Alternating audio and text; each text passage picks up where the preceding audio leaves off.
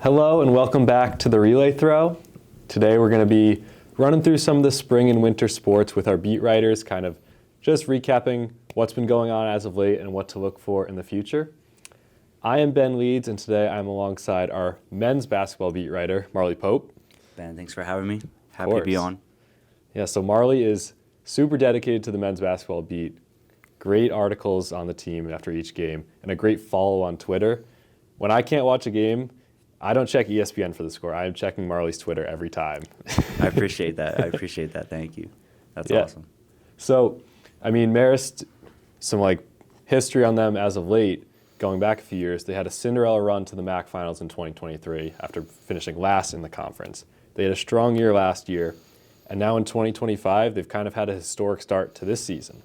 So what have been the keys this year that's kind of pushed them to that next level of the MAC? I think this year, particularly, they've always been good defensively, and that's like their bread and butter.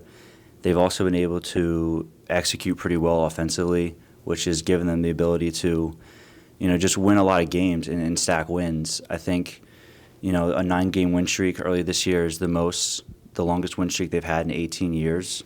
So it's a combination of that, but also they've been closing games out pretty well for the most part. I mean, the luck is definitely on their side, but being 7-1 in games decided by three or 4 points or less is like a telltale sign that they're closing the games out well, and they're on the right side of the ball. And I think they're also a really good second half team, which is interesting. Like, they're, as a team this year, they're -10 in the first half, but +89 in the second half, and +8 in overtimes. So when the game's on the line, the second half for OT, they are making the plays needed to stack those wins. And now they have an 18-5 record, already matched their win total from last year with 6 games left, and then also the MAC tournament to play later in March. Yeah. So as you kind of touched on, there's been a lot of close games, 7-1 in those very close games that come down to the end, which are thrilling from the fans' perspective, but I imagine as a beat writer and someone covering the team, it's going to be a little stressful on your end. So what's been that experience like for you in having, you're kind of waiting for literally the last few seconds of these games to know the story and to have to write it? Yeah, it really keeps me on my toes. Like, I can't assume something's going to happen because they're playing in a lot of close games, for one, and two, it's literally coming down to the final second of every game.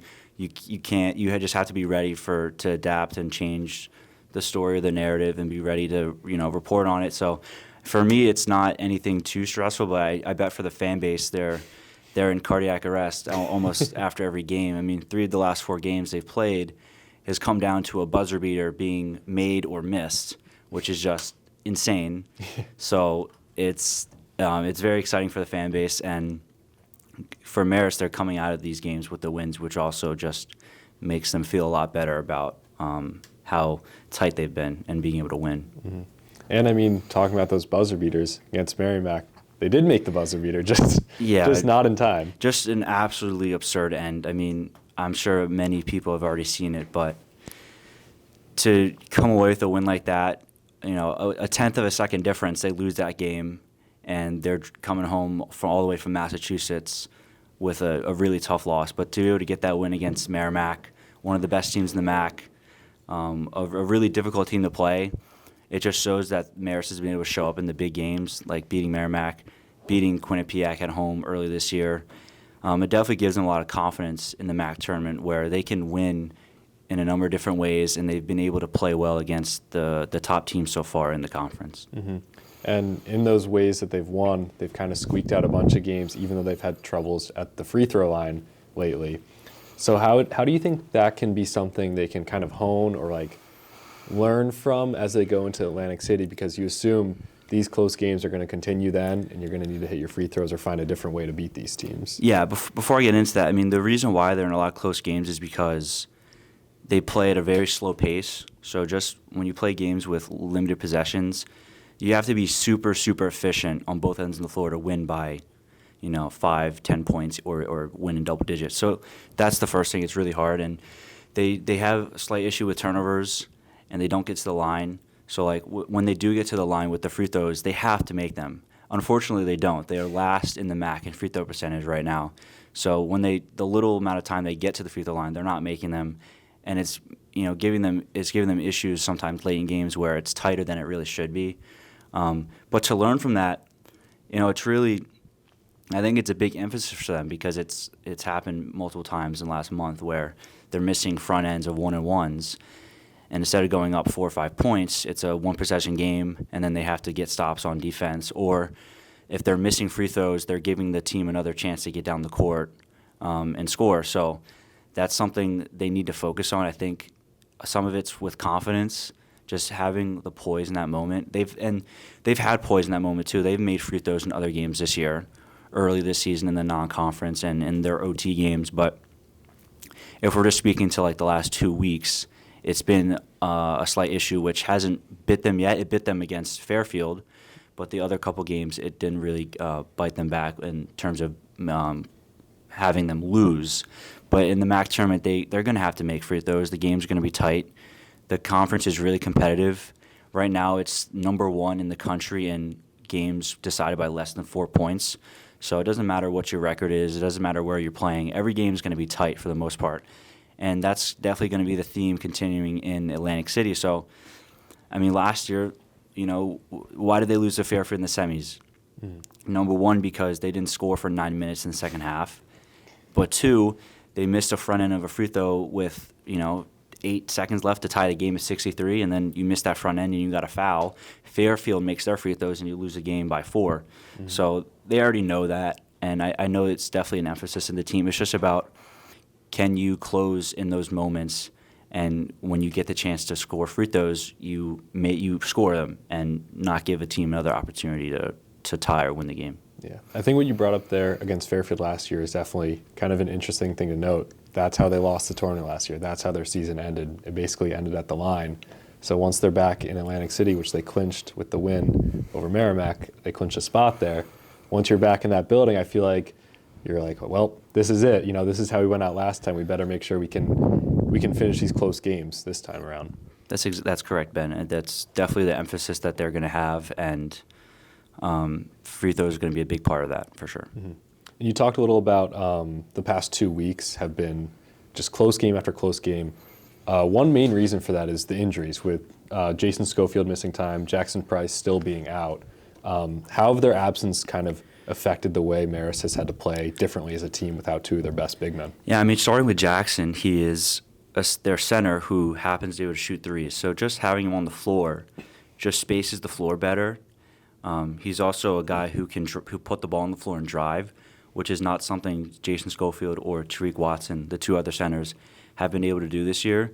So him being able to drive, draw fouls, finish on his own is just another layer of the offense that they don't have right now.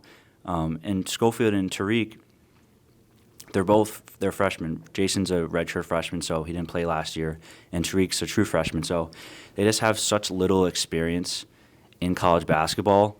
They're going to be prone to making some mistakes or not having, not getting the details right on certain plays like Jackson would. So it just leaves a little the offense is just a little bit different. And Schofield early this season was great with coming off the bench and immediately getting paint touches and scoring on paint touches. And with his injury, he just came back last week, so he didn't have too much of an impact on the game, and he's just getting his legs back. But thankfully, they have Tariq Watson, who really has showed up since Jackson Price got hurt. He was playing, less than 10 minutes a game this whole season as the third center. And as soon as those 2 guys go down, he comes in the starting lineup and immediately, has a good impact on the game, at least on the offensive end. I tweeted this out yesterday. Since in the 4 games since Jackson got injured, Tariq's averaged 11 points and I think 3 rebounds, and he's playing like 23 minutes a game, and he's shooting 48% from the field. So that's like really good production from your third center, who's a true freshman, to just come in right away and be able to make some plays. I mean, just on Sunday against Merrimack, he hits the game-winning layup with 7 seconds left to give Marist the win. Like, he's come up really huge, and if he's not playing at that level, I don't know if Marist is 2-2 in this stretch without Jackson Price. They could be 1-3 or even 0-4 if Tariq isn't playing at the level he has been. Mm-hmm. And even in the conference tournament, you hope that Price and Schofield are both back at full strength, but even if they are, he could still play a role. If guys get in foul trouble, it's good that he's kind of gotten this experience playing big, crucial minutes down the stretch too, and just a lot of minutes in general. No, for sure. It shows, Marist has some depth that they can rely on a little bit, and moving forward, they can pivot to Tariq if they need to, in games where they need some physicality, some rebounding, but also if they need some scoring, because he's been able to execute off of pick and rolls, catching short rolls or getting, rolling to the rim and catching the ball and being strong and being able to finish, or getting the ball on post ups and finishing over his defender. So that's a really important factor in needing multiple guys to contribute when you're in the MAC tournament. And someone might have an off night, or somebody might have foul trouble, or someone just might not be playing well. So you need someone else to come in and have an impact. But another thing that with Price being out, what I've seen is really Marist's best scorer, Josh Pasquarelli, has been essentially double-teamed on every touch he has.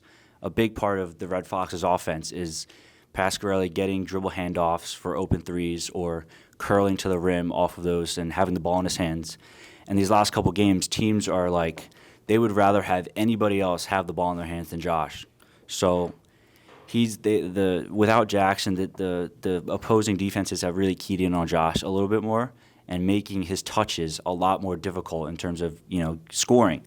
So other guys have to step up, and Tariq's done that a bit.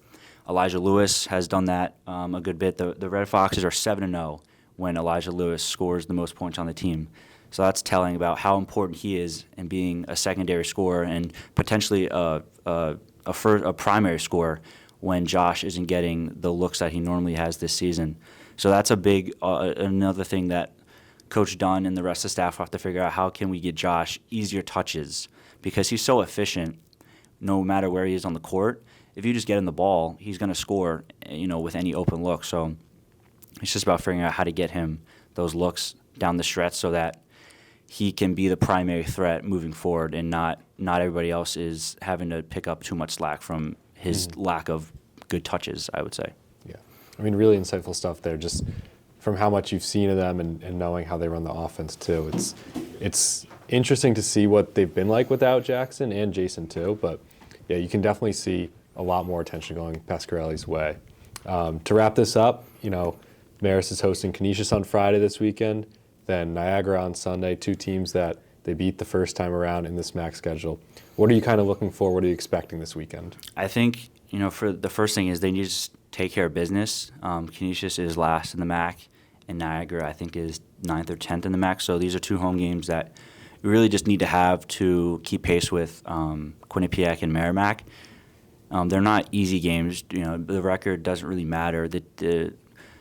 Paul McMillan on Canisius is the second or the first leading scorer in the conference, and they did a great job on him defensively a couple weeks ago when they played at Canisius. They just need to do that again and not get a game stolen from them at home on Friday night, and then Sunday against Niagara. They need to come out with a similar energy. They beat Niagara in overtime earlier this year, and Niagara is a good team. They beat Quinnipiac on the road earlier this year. So you need to just come out with urgency and not look at the record and take care of business at home so that you can continue to stack these wins. There's only 6 regular season games left, so every game matters in terms of getting your confidence up, getting the players who are injured back in the lineup and back in shape to make the run that you want to make in Atlantic City. All right. Thank you for joining us, Marley. We'll throw this to our next station. All right, so we're back to finish up our basketball segment of today's podcast. I'm Marley Pope, managing editor of Marist Centerfield, and I'm here with Michael Burns, who covers the women's basketball team here. Mike, how are you doing today? Doing good. Happy to be here. Awesome. So we'll start off, Mike, with this. Women's basketball was picked 11th in the MAC preseason poll. Right now they're 6th. What's the biggest reason for them being kind of exceeding expectations so far this year? Yeah, I mean, it was a transition from last year, Dowdy's first year, and they transitioned from an offense that was featuring Zari Shazer the entire time. She was the main focus. And now it's more of a group effort. I mean, Lee's the piece to a sense, but they've got guards and players coming off the bench that have all contributed rather than just being, let's give it a Shazer and see what she can do with the ball. And they're also third-ranked scoring defense in the MAC as well. They're allowing 58.5 points per game. So it's been a group effort, but also just tighten up on defense as well. And yeah, they started out 7-5, got to 11-8, and recently been on a little bit of a slide.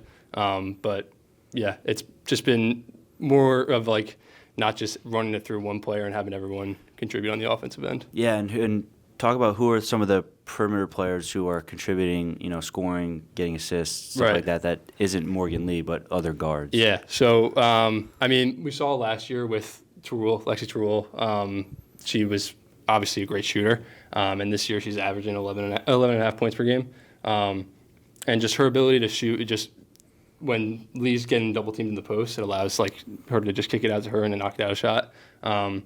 But they also, start of the year, they had freshman Danielle Williamson started the first game of the year, which wasn't necessarily I wouldn't call it surprising, but it was a little bit okay, here we go, right away. And she's averaging the third most points on the team as well. And, they just have a lot. The guards that start for them, Piddock, Terrell, and Williamson, are all able to knock down shots, both from beyond the arc and also score at their areas as well, which I feel like they were just kind of missing last year, at least on a more consistent level. Okay. Yeah, Croker also helping out. She's more of a mid-range threat, just all around. But it's also they're able to get it done. Their defensive side is what helps them out on the offensive end. All five players on the court are able to defend, and that turns into offense for them on a consistent basis. Yeah, we can talk about that defense. You said the third best scoring defense in the MAC.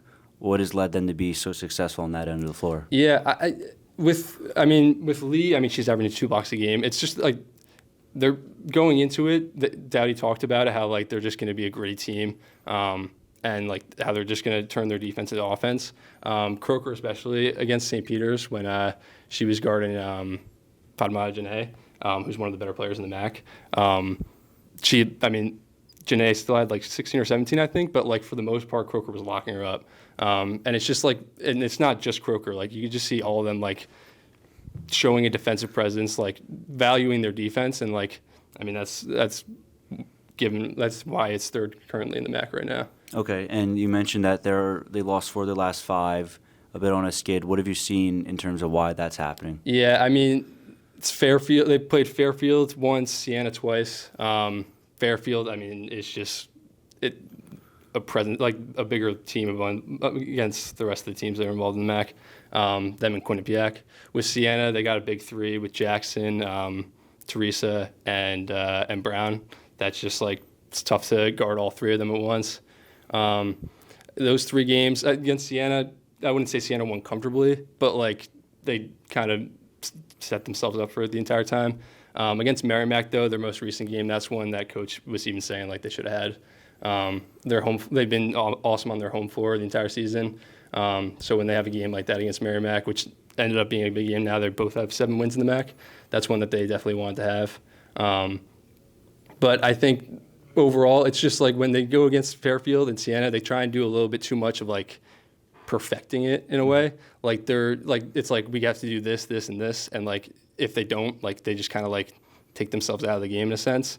At least against Fairfield. With Siena, I feel the one where they lost 81-69, Siena kind of made them play a game that they just didn't want to.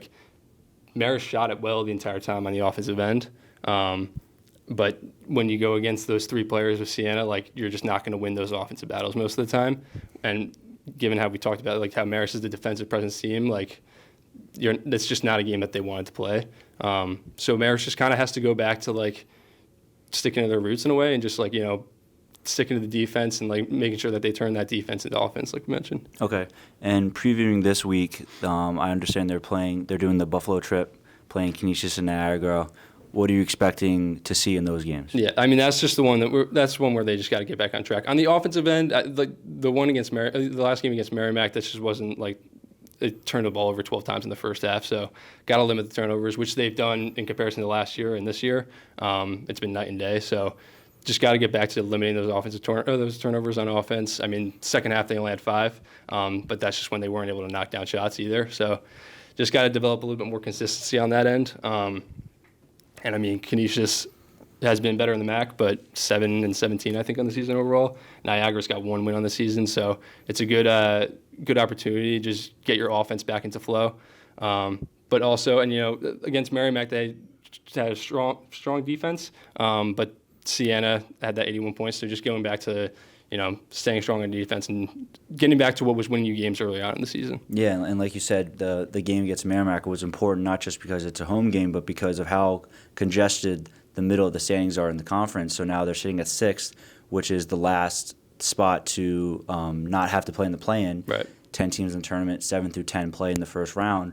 What is the single most important thing for Marist to stay 6 or better to have, I guess, so to speak, not having to play in the play-in in Atlantic City? Yeah, I mean, to put it simply, they got to get 2 out of 3 in these next 3 games between Canisius, Niagara, and Sacred Heart. If you can get 2 out of 3, I mean, you should secure your spot yourself in the tournament just by getting 1 out of those 3. But getting 2 out of those 3, the one against Merrimack was a big loss. But if you can get 2 out of those 3, I think Merrimack's got a couple tough games coming up. So just got to get 2 out of those 3 games. And then they finish off the season with another test against Merrimack, I believe. And so if you can get that game as well, that'll keep you in that 6th spot as well. But yeah, I mean, just got to go back to Morgan Lee, especially has been starting to figure more out in the offensive end over the last few games. She had a slightly rough patch when she was going against Fairfield.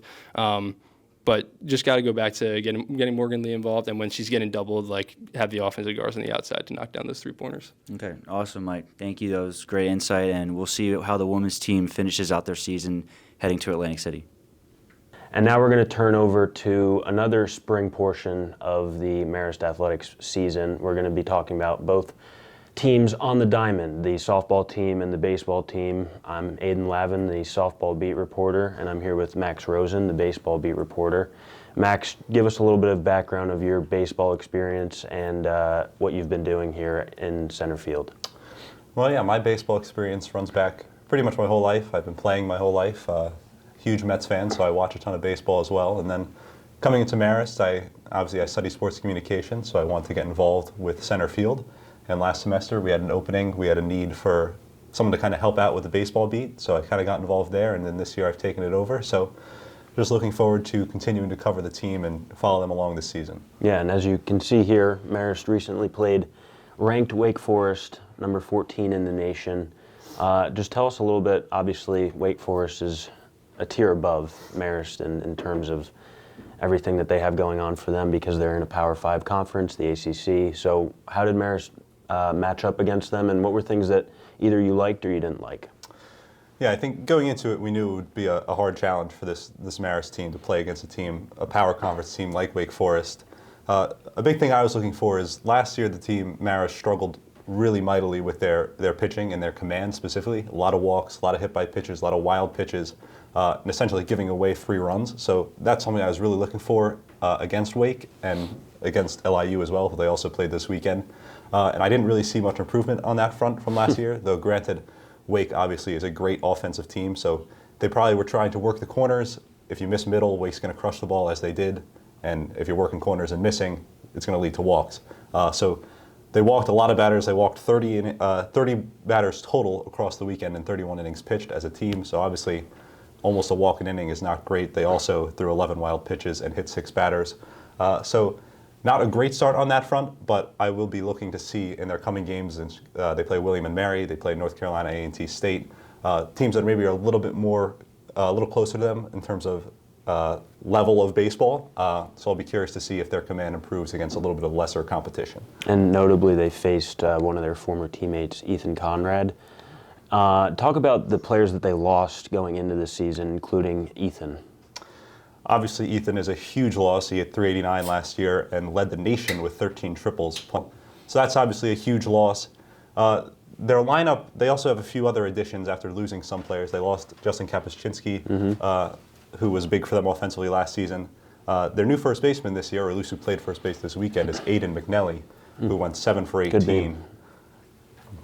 good name. 7 for 18, had a great weekend, so he can kind of hopefully lessen the blow of losing Conrad, but obviously you can't replace someone of that talent. Yeah. I think from what I've seen, obviously, I mean, I know a few people that are on the team, and what they said is, you know, it was Wake Forest. They were expecting tough competition, but as you mentioned, I think this weekend when they play William and Mary, it might be a little bit better of a tell as to how they should look come conference play, which is really what matters. And all of these games are just, you know, experience and trying to get out on the field, which is hilarious because they haven't even practiced on the field, being that it's covered in snow. So that's obviously an interesting element of that all. Absolutely. And I believe they got on the field a few times over at Heritage Financial Park, where they'll be playing a few home games this year. But it definitely is a challenge. Yeah. You can imagine when they're here at Marist practicing in the turf room and in the rec gym, and I've seen them out on the football field at Tenney a few times, but nothing really compares to being on an actual baseball field. But as you said, Wake is a really tough competition. The pitching command was not there, but some of that could very well be chalked up to just how good of a team Wake is. And I'll be very curious to see how they do against competition that maybe is a little more even. Yeah, that's awesome. Shall we transition to softball? I think we can. Why not? Obviously, softball's 2 weekends into the season now. What do you think has been their biggest strength so far? Well, obviously they have Maya McDonald and Kylie Myers leading the way as graduate students, and I don't think they were even expected to be back again this year, and the fact that they are is incredible for that program. Maya obviously won the MAC Player of the Year last year, and Kylie was MAC Co-Pitcher of the Year, so both of them, not only because they are obviously talented, but they've experienced everything from winning the MAC Championship 2 years ago to last year when and even before that, the COVID year, and they had to obviously adapt to what occurred then, and I think that helped them grow as people. And then last year, obviously, they were expected to win the MAC, not expected to win the MAC Championship, but they were definitely the favorites because it could go any way in the MAC. That's just kind of how it goes. But they had an incredible record. I don't know if they lost a series last year. I'm pretty sure they took 2 of 3 at least in every single one. And being the host, from what the coach and all the players that I interviewed told me, being the host, I think they let the foot off the gas pedal a little bit because they didn't have to travel anywhere, which is a unique thing because when they went to Canisius, it was like, okay, we're here to play games, but when you're hosting, you get to sleep in your own bed, you wake up a little bit later, and you're not necessarily having to do all the things that you would normally do preparing on the road that you do at home. So they talked about that, and I think this year, if they were to host again, which based on the preseason poll and everything else, they are expected to be either in the top or the top of the MAC. If they were to host again this year, I think they're more prepared for that. And besides Maya and Kylie, I would say that everyone's a little bit more comfortable, it feels. They don't feel as much in the shadows as I think a lot of them probably did last year, and I think they feel more like a complete team because when you have 2 talents like Maya and Kylie, and obviously they have Haley R. and Maddie Pleasance, but even those 2, despite all the accolades they've gotten, Kylie and Maya kind of take the spotlight, and I think a lot of them felt in the shadows and maybe became a little complacent and just expected Maya and Kylie and the top talent to provide for them. And I think this year it's more of a team effort where everyone's contributing 1 through 9, the entire pitching staff. So I think that's what's helped them this year so far. Right, and you talk about they're off to a fast start, obviously 7-2, big expectations, a lot of talent with whether it be Maya McDonald or Kylie Myers or the rest of the team, frankly. But is there anything that stands out that you think could be a weakness for them that maybe, obviously they're a strong team, but anything that stands out on that front?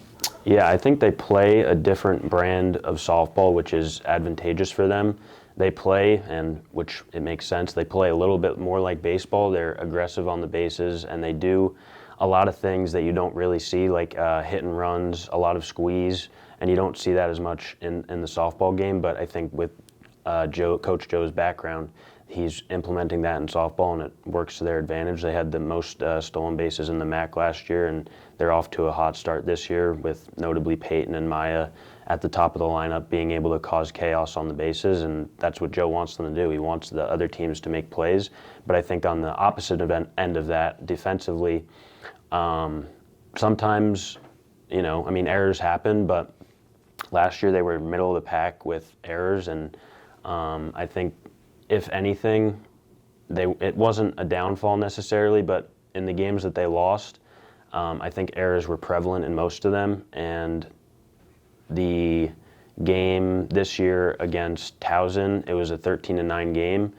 They had 17 hits, and I think Towson had less than double digits, but because of errors, Towson was able to stay in the game, and then obviously extra base hits and home runs obviously play a factor in that as well. But I would say just playing clean defense will be something that if you had to nitpick anything, that would be what I would say. I want to highlight, of course, Isabella Mannery, who each of the last, she's a junior catcher. Each of the last 2 seasons, she only hit 1 homer apiece. Yep. They've played 9 games. She has 5 home runs already. What kind of impact, obviously, does that have on the lineup and lengthening the lineup? Yeah, I think she gained confidence despite them losing the MAC championship last year. I think she gained confidence offensively. She's always been good defensively, and Kylie said that in her interview. She said that she feels very comfortable pitching to Bella, and Joe obviously has a lot of confidence starting Bella even as a freshman. And I think now she's, grown a little bit more into her own person, and last year being an All-MAC championship player, I think she gained confidence in herself, saying, oh, I can do this offensively. She had a good fall, and now is just putting all that together. And like you said, 5 home runs already, which is more than what she's had in her career. I think she's able to, I think of it in like tiers, which all of them are obviously very talented, but when you think of Marist softball, you have the 1 through 4, which is Peyton, Maya, Haley, Maddie Pleasance. And then the 5 is supposed to be a drop-off, but I think Bella allows for that lineup to continue to flow rather than, oh, once we're after Maddie, like you really don't know who's going to contribute. And Bella being that transitional piece, I think, from the top of the lineup to the middle and the bottom, I think she's doing a great job there, and it's allowing everyone to continue to have confidence, and there's no, like, drastic halt to production because Bella's in that middle number 5 role, and then the rest of the offense can continue to flow, and it's not as if the 1 through 4 are doing their job and then you don't really know who's going to do their job after that. Right, and then in addition to Bella, obviously maybe a little bit of a surprise how much contribution she's made offensively. Are there any other surprises on the offensive side? Maybe freshmen, younger players coming in and contributing right away? I would definitely say Samantha Rogers. Was a talented freshman last year, and she gained more playing time as the season went on last year. And then she had a rough MAC tournament, so I wasn't really sure where her place would be on the team because of mainly her struggles in the field. She's always had power, and she's shown that this year so far as well. She had one ball that she hit. I don't remember which game it was. I think it was in the Texan Classic, and I saw it, and it was I think one of the hardest balls that I've seen hit like off camera. You could just tell that she hit it hard and she hit it far, and I think for her,